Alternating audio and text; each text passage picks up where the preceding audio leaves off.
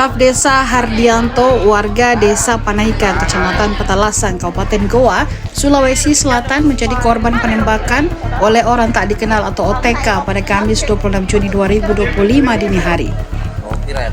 Korban mengalami luka tembak di bawah ketiak sebelah kanan dan dilarikan di IGD RSUD Syekh Yusuf Goa.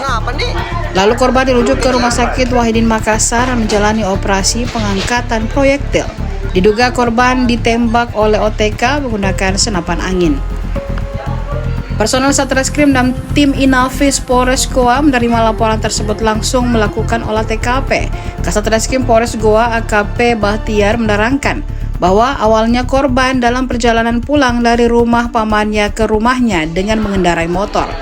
Dalam perjalanan pulangnya, korban sempat merasa dilempar batu, sehingga ia pun berhenti dan memeriksa sekitar, namun tidak ada orang. Ia melanjutkan korban sempat mendengar suara seperti ledakan pada saat itu.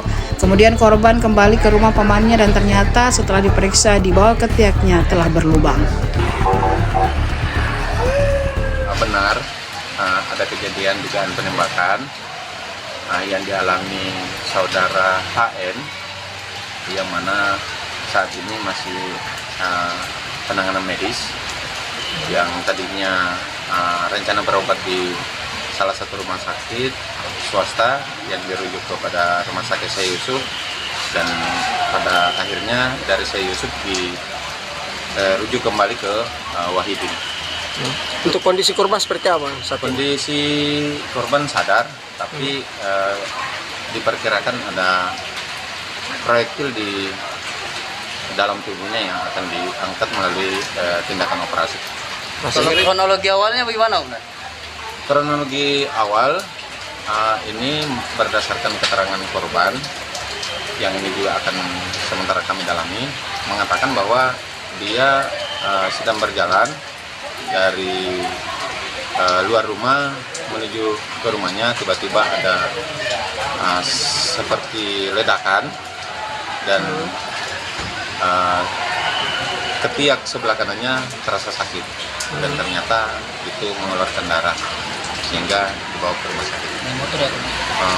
Kami akan mengambil beberapa keterangan saksi. Ini ada beberapa versi, ada yang mengatakan naik motor, ada yang mengatakan jalan kaki. Kalau senjatanya sendiri apa aja? Jenisnya, Bang?